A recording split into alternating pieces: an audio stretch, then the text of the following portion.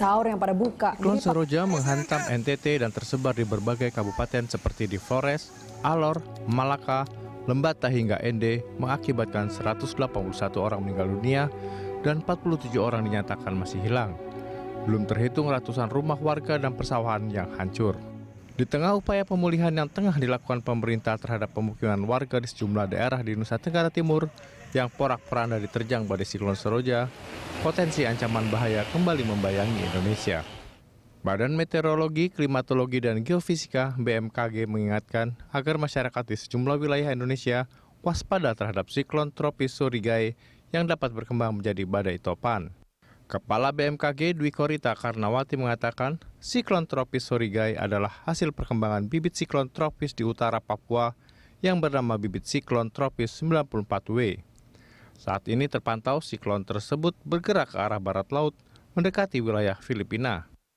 BMKG menghimbau masyarakat untuk waspada dan tetap hati-hati terhadap dampak siklon tropis Surigai dengan potensi angin kencang, hujan lebat, dan dampak lanjutannya seperti banjir bandang, dan tanah longsor. Bibit siklon tersebut akan mempengaruhi cuaca di bagian utara wilayah Indonesia, khususnya di daerah timur. Namun potensi juga akan dirasakan di DKI Jakarta dengan prediksi hujan lebat hingga sangat lebat dan potensi gelombang tinggi pada 15-16 April 2021. Tim Liputan Berita 1. Waspada badai topan Surigai, itulah topik dialog kita pagi ini. Pemirsa, belum usai badai siklon Seroja menghantam NTT, potensi bencana kembali mengintai tanah air. Dan untuk membahasnya, kita sudah terhubung dengan Deputi Meteorologi BMKG Guswanto. Selamat pagi, Pak Guswanto.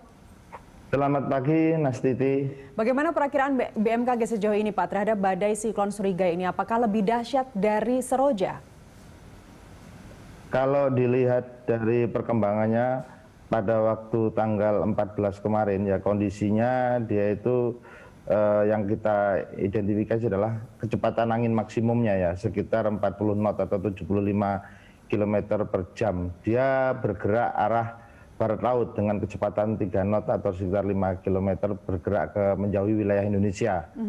Namun saat ini posisi tanggal 15 itu posisinya sudah di 9.1 Lintang Utara, 135.3 bujur timur, di sekitar 1.150 ya. Namun di sini yang ada kecepatan peningkatan, arah geraknya dari 3 knot menjadi 4 knot, kemudian angin maksimumnya dari 40 knot menjadi 50 knot. Pak Artinya Guswanto, terjadi peningkatan. bagaimana kita membacanya? Apakah itu masih merupakan bibit siklon tropis atau sudah merupakan siklonnya? Ini sudah merupakan siklonnya, siklon Surigai. Jadi siklon Surigai itu lahir dari bibit siklon 94 Whiskey yang dilahir pada tanggal 14 sekitar jam 7 WIB ya. Demikian. 14 kemarin ya maksudnya ya? Apakah ya, ini baru terjadi di Indonesia, Pak, dan di Jepang juga baru ditemukan kemarin itu? Tidak, jadi kita itu di dalam memonitoring maupun bertanggung jawab terhadap munculnya bibit siklon itu dibagi-bagi. Jadi kalau di Indonesia itu di wilayah selatan Indonesia itu berbatasan dengan Australia, sedangkan di wilayah utara itu ada di Jepang. Demikian. Baik, separah apa nantinya daerah yang akan dilewati oleh Surigai ini? Kalau kita prediksi sampai tanggal 18 atau 17-18, Surigai ini angin maksimumnya itu dari awal muncul itu kita lihat hanya 40 knot atau sekitar 75 km per jam. Nah, namun pada tanggal 17 nanti itu kita perkirakan menjadi 85 knot atau 155 km per jam. Ini 2 kali lipatnya. Jadi 14 ke 17 2 kali lipatnya. Dan ini akan memasuki wilayah Filipina. Baik, bisa disimpulkan artinya Surigai ini lebih parah dampaknya, potensinya lebih parah dibanding dengan Seroja yang sudah menghantam NTT? Ya, kita lihat nanti, karena kan kalau Seroja itu kemarin kan tumbuh dan perkembangannya itu di sekitar Kepulauan Nusa Tenggara ya. Itu pada saat pembentukan sudah menimbulkan dampak. Namun untuk yang Surigai ini karena masih di laut sampai sekarang pun mungkin dampaknya belum dirasakan begitu, korban mungkin belum banyak ya, karena apa? Ini masih terjadi di lautan dan masih berjalan. Dan kalau kita lihat Seroja kemarin sampai tanggal berapapun memasuki wilayah pantai barat Australia, dia tidak mati. Jadi dia terus menerjang wilayah pantai barat. Nah ini nanti kita lihat.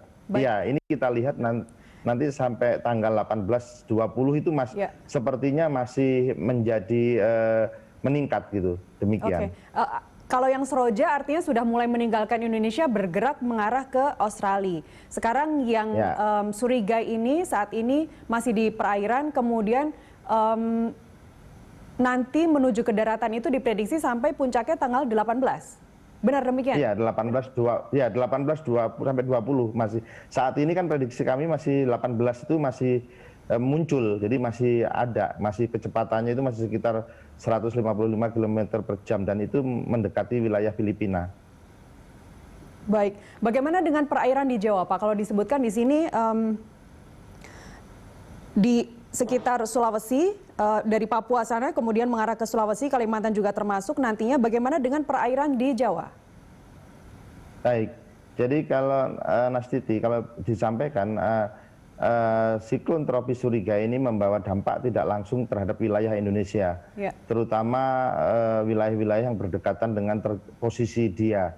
Yang pertama yaitu dampak potensi hujan dengan intensitas sedang lebat, itu sepertinya terjadi di wilayah Sulawesi Utara, Gorontalo, Maluku Utara, Papua Barat, seperti di Tahuna kemarin juga terjadi hujan petir ya. Kemudian yang kedua adalah terjadinya peningkatan gelombang laut, tinggi gelombang laut. Misalkan kalau kita lihat tinggi gelombang laut yang saat ini terjadi, kalau saya ambil 2,5 sampai 4 meter itu peluang terjadi di Manokwari, perairan barat Biak, Samudra Pasifik Utara Halmahera, hingga Papua Barat, Samudra Pasifik Utara Jayapura. Dan ada gelombang yang tinggi 4 sampai 6 meter itu berpeluang terjadi di Samudra Pasifik Utara Biak. Artinya peningkatan gelombang itu kalau dilihat dari time series tinggi gelombang yang diprediksi di BMKG itu mulai meningkat sejak tanggal 14 kemarin dan itu nanti sampai tanggal 20 masih terjadi peningkatan khususnya di Samudra Pasifik Utara. Samudra Pasifik Utara itu di mana saja Pak yang sampai ketinggian ombaknya sampai 6 meter? Ya itu tadi di Utara Biak itu, Utara Biak di timur Filipina.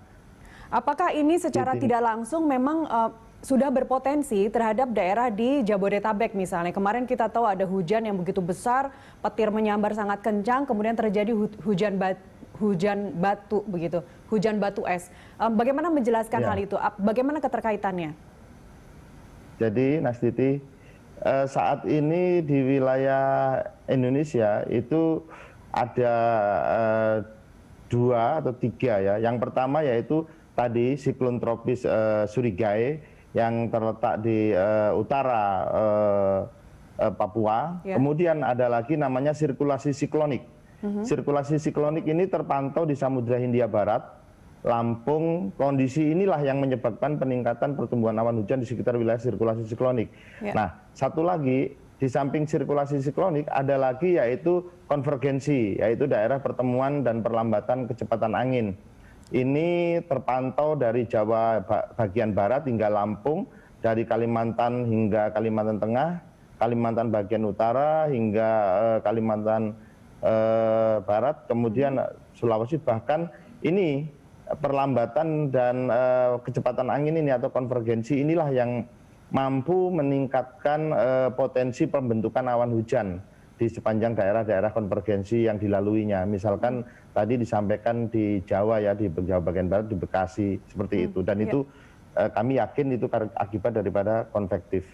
Dan apakah puncaknya juga akan mencapai sampai besok hari Minggu tanggal 18 seiring dengan perkiraan badai Surigai? Tidak, jadi kita pisahkan. Badai Surigai itu ada di satu fenomena tersendiri. Dan ini ada fenomena tersendiri lagi, yaitu yang tadi dinamakan titik konvergensi ataupun daerah pertemuan perlambatan. di mana dia akan muncul proses pergerakan udara naik gitu loh, dan turun yang sangat kuat. Inilah yang menghasilkan partikel es tadi. Dan konvergensi itu Pak, apakah kita bisa Bagaimana perkiraannya? Apakah akan lebih parah, hujannya akan lebih kencang, lebih deras hujannya dibanding Januari yang mengakibatkan banjir sampai di Jawa Timur, dari Jawa Barat sampai Jawa Timur rata banjirnya. Apakah akan lebih parah dari Januari? Saya kira tidak, karena hujan yang saat ini terjadi itu merupakan pola-pola hujan yang muncul pada saat musim pancaroba. Artinya Maret, April, Mei ini kan masih pancaroba. Itulah yang menjadi hujannya secara sporadis. Kemudian ada sifat yang nanti muncul hujan es, terus kemudian muncul angin kencang. Ya. Itu adalah tipe-tipe hujan di musim pancaroba. Baik, periode musim hujan, kemudian musim transisi, ada ketidakstabilan atmosfer, seperti yang Anda sampaikan tadi. Sekarang bulan April, dengan segala anomali cuaca yang terjadi, berdasar perakiraan BMKG, sampai bulan apa musim transisi ini dapat kita lewati? Kita kalau dari klimatologinya kemarin disampaikan bahwa untuk perakiraan musim kemarau itu mundur sekitar ada yang 2 dasarian, ada yang 6 dasarian. Artinya Maret, April, Mei ini masih musim pancaroba, kemungkinan ini akhir Mei masih terjadi seperti ini. Sampai akhir Demikian. Mei. Meskipun belum bisa dipastikan juga apakah Juni kemudian kita akan memasuki musim panas? Belum bisa dipastikan? Enggak, itu Juni sudah pasti masuk. Sudah pasti kemarau. Baik. Karena, iya. Juni, Juli, Agustus itu pasti masuk puncak musim kemarau. Baik. Kemudian yang saya katakan tadi Mei itu tidak serempak ya, memasuki langsung selesai tidak. Karena secara ruang dan waktu. Dan itu daerah timur Indonesia lebih duluan panasnya ya Pak ya? Lebih duluan memasuki kemarau ya? Betul, lebih kemarau, betul. Baik. Pak Guswanto, apa saja yang perlu dijadikan atau diperhatikan secara khusus dari siklon Surigay yang nanti akan diperkirakan puncaknya memasuki hari Minggu? Oke, yang dari siklon Surigay ini yang perlu diwaspadai adalah dampak tidak langsungnya kepada wilayah-wilayah di Indonesia, khususnya adanya gelombang tinggi atau yang tinggi gelombangnya bisa mencapai 4-6 meter, dan ini membahayakan bagi pelayaran yang melaluinya, sehingga perlu kewaspadaan lebih ditingkatkan bagi para nelayan maupun kapal-kapal kecil ya, yang artinya melakukan pelayaran di wilayah tersebut. Peringatan dari BMKG sampai kapan pelayaran itu dibatasin dulu Pak? Kalau pelayaran itu mungkin dari KSOP ya, di Sabandar ya, yang memperingati bahwa dia ini. Namun informasi tentang cuaca ekstrim maupun tinggi gelombang yang dalam kategori very rough itu 4-6 meter itu kita berikan sampai sekitar tanggal 22. 22 April? Iya, 22 April. Ini dengan asumsi Surigay sudah mulai meninggalkan Indonesia? Ya, Surigay sudah masuk ke Filipina, dengan asumsi sudah masuk. Biasanya kan kalau badai tropis atau siklon tropis itu memasuki wilayah daratan kan dia akan punah.